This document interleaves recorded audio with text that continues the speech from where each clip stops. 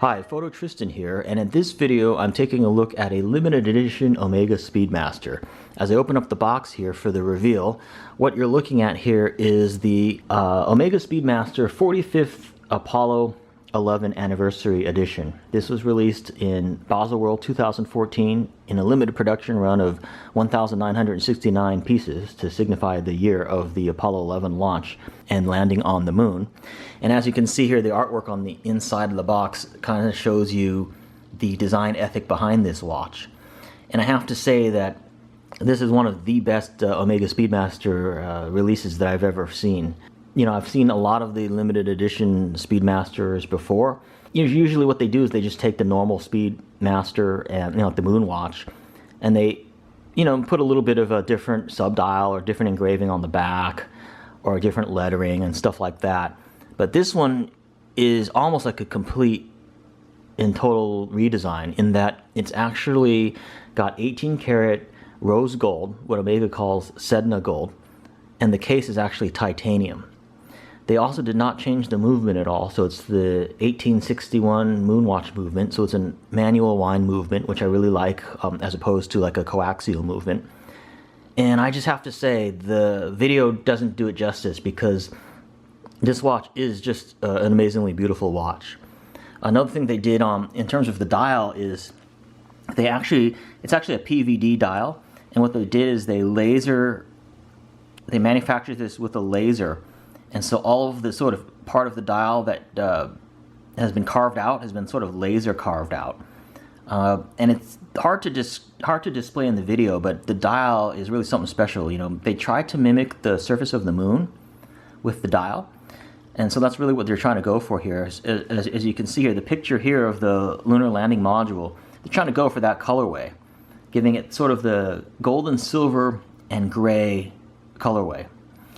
They try to sort of mimic that also in the box here. You can kind of see the design here. You got some gold, inlay on the hinges and stuff.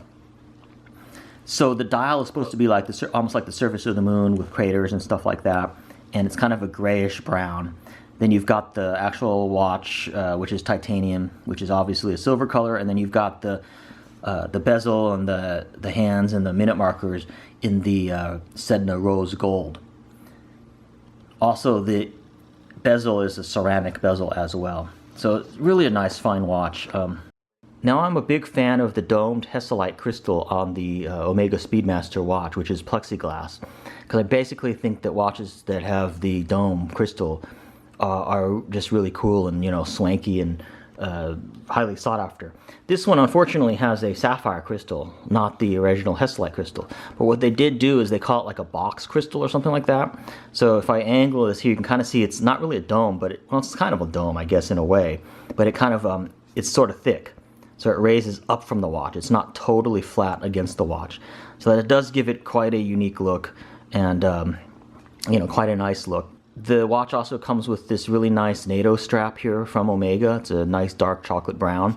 One of the nice things about this Nato strap is on the inside of it, on parts of it, it actually has leather, but that's actually leather, so it's kind of leather lined. It does make for a bit of a thick, strap, but it's definitely of a nice high quality strap. And this uses the standard 20mm lug, so you can always swap in another Nato strap. This just comes right out like a normal Nato strap as well. Let me go ahead and pull the Nato strap off and I can show you the back of the watch. Alright, so here's the back of the watch. You can get an idea of what it says. In the middle part, it's basically the same as your standard Omega Speedmaster moon watch, but then on the outer edge you can see it says Apollo 11, 45th anniversary, it's limited edition, and then it's got the edition number as well.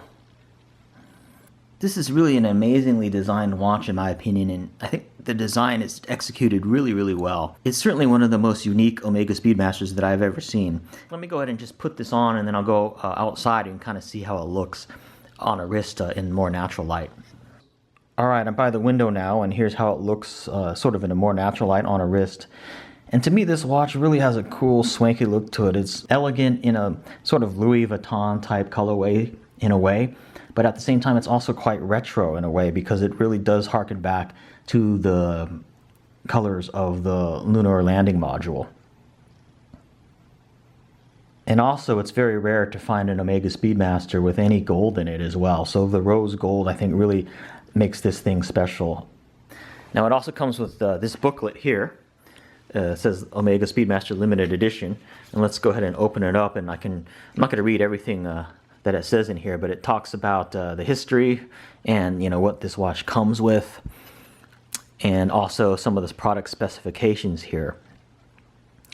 Just pointing out some of the main points. It's got the Omega 1861 caliber movement. The case is 18 karat Sedna gold with grade 2 titanium. The buckle on the included NATO strap is also grade 2 titanium. The case diameter on this is 42 millimeters. And then it just talks about it being a limited edition of 1,969 pieces, and it comes in the special presentation box and the certificate of authenticity. Definitely one of the most unique Speedmasters I think you'll ever see out there. And if you're a Speedmaster collector, this is one that you're going to probably want to look out for. The retail price on it is $7,700. However, that's still less expensive than the Omega Speedmaster Dark Side of the Moon coaxial watch. And in my opinion, this watch is a lot nicer than that one. So thanks for watching my look of the Omega Speedmaster Special Edition 45th Anniversary watch.